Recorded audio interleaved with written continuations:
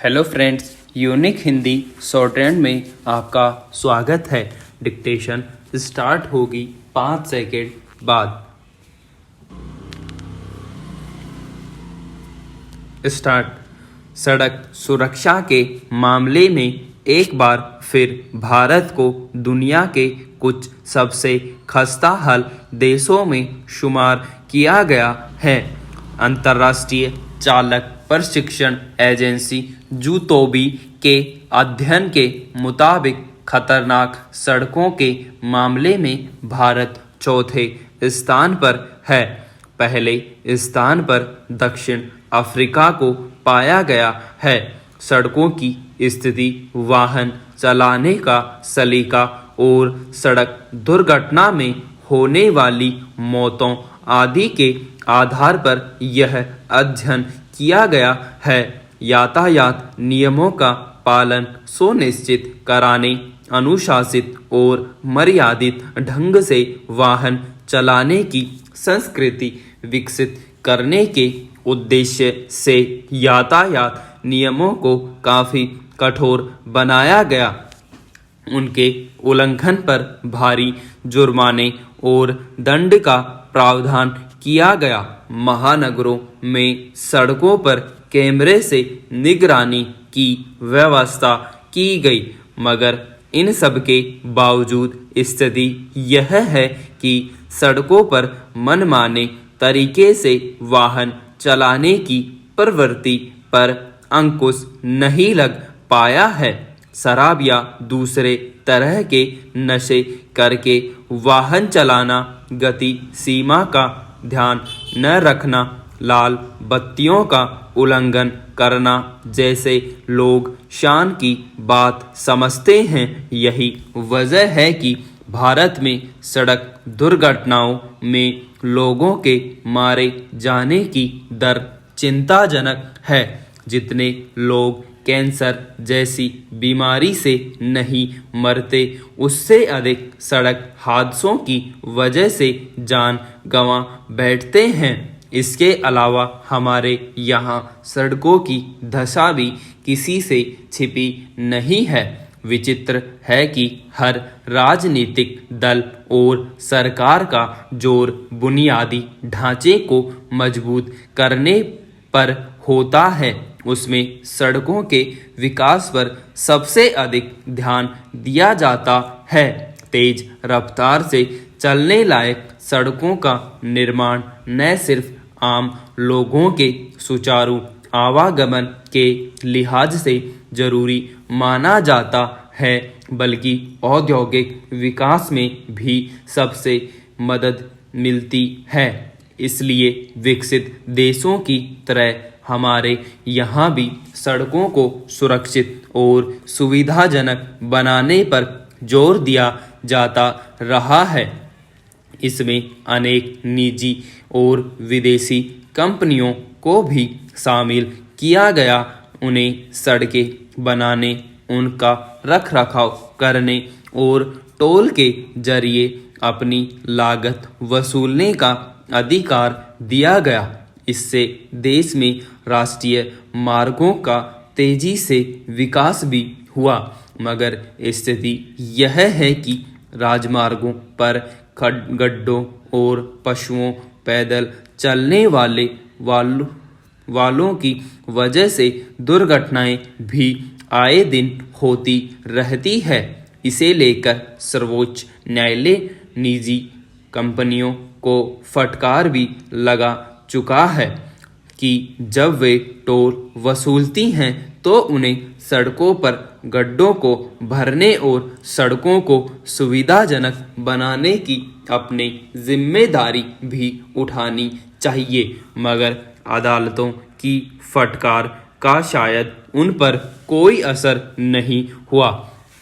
आज़ादी के 7 दशक बाद भी अगर देश के बहुत सारे सरकारी स्कूलों में पीने का पानी और शौचालय जैसी बुनियादी सुविधाएं मौजूद नहीं है, तो यह अपने आप में सरकार की नीति रीतियों पर एक बड़ा सवाल है कि शिक्षा का मसला उसके सरोकारों में किस प्राथमिकता पर है। यूं सरकारी स्कूलों में बुनियादी ढांचे को लेकर पहले भी तमाम प्रश्न उठते रहे हैं और अक्सर सरकार इस समस्या को दूर करने का आश्वासन देती रही है, लेकिन आज भी हालत यह है कि देश के 42,000 से ज़्यादा सरकारी स्कूलों में पीने के पानी की सुविधा नहीं है, जबकि 15,000 से अधिक स्कूलों में शौचालय भी नहीं है। गुरुवार को केंद्रीय शिक्षा मंत्री ने एक सवाल के जवाब में राज्यसभा को यह जानकारी दी। अंदाजा लगाया जा सकता है कि अक्सर आर्थिक चकाचौंध की तस्वीर के जरिए हर ओर विकास का जो दावा किया जा रहा है, उसके पीछे कौन से सबसे जरूरी क्षेत्र को बदहाली के बीच छोड़ दिया गया है। गौरतलब है कि पिछले कुछ सालों के दौरान देश भर में हर घर शौचालय को लेकर एक व्यापक अभियान चलाया गया, जिसके तहत बड़ी संख्या में लोगों ने अपने घरों में शौचालय बनवाए, मगर देश भर के हजारों इस सरकारी स्कूलों पर सरकार की निगाह क्यों नहीं पड़ी, जहां हर रोज सैकड़ों बच्चे पढ़ाई करने जाते हैं। पिछले कुछ दशकों में ऐसे तमाम अध्ययन सामने आए जिनमें यह बताया गया कि सरकारी स्कूलों के प्रति बच्चों का आकर्षण कम होने का कारण वहां पेयजल और शौचालय जैसी बुनियादी सुविधाओं का अभाव है।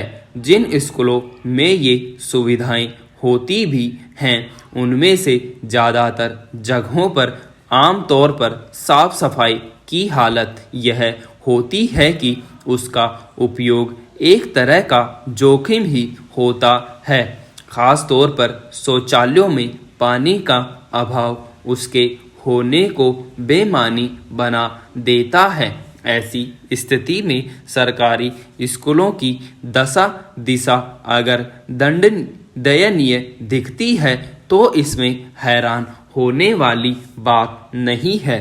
एक अहम तथ्य यह है कि स्कूलों में पेयजल और शौचालयों के अभाव का असर यूं तो वहां पढ़ने वाले सभी बच्चों पर पड़ता है, लेकिन सबसे ज़्यादा प्रभावित बालिकाएं होती हैं, बल्कि बालिकाओं के स्कूली पढ़ाई बीच में ही छोड़ देने के एक महत्वपूर्ण कारणों में स्कूलों में शौचालयों का नहीं होना भी पाया गया है।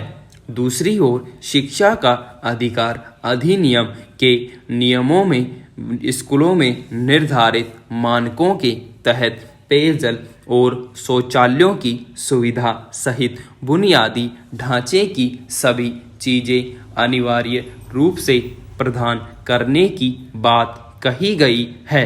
यह सुनिश्चित करना सभी सरकारों का दायित्व है, लेकिन अगर अब भी इतनी बड़ी तादाद में सरकारी स्कूल इन बुनियादी सुविधाओं तक से वंचित हैं तो इसकी जिम्मेदारी किस पर आती है। सवाल है कि अगर स्कूलों में बुनियादी ढांचे के अभाव की इस तस्वीर की वजह से बच्चों की पढ़ाई लिखाई बाधित होती है और इस तरह शिक्षा के अधिकार कानून का हनन होता है, तो इसके कौन और किसके प्रति जवाबदेह होगा। विडंबना यह है कि एक और अर्थव्यवस्था के ऊंचे ग्राफ और बाजार की चकाचौंध का हवाला देकर देश के एक बड़ी आर्थिक शक्ति होने की तस्वीर पेश की जाती है। दूसरी ओर ऐसे तमाम स्कूल हैं जहां बुनियादी सुविधाओं का अभाव है। सवाल है कि इस तरह के मानदंडों पर हुए विकास को कैसे आंका जाएगा। यह ध्यान रखने की ज़रूरत है कि पेयजल और शौचालय जैसी सबसे अनिवार्य सुविधाओं सहित बुनियादी ढांचे के सभी पहलुओं की मजबूती के बगैर बेहतर शैक्षिक माहौल और शिक्षा मुहैया नहीं कराई जा सकती और इस तरह का शैक्षिक ढांचा आखिरकार देश की बुनियाद को ही कमज़ोर करेगा।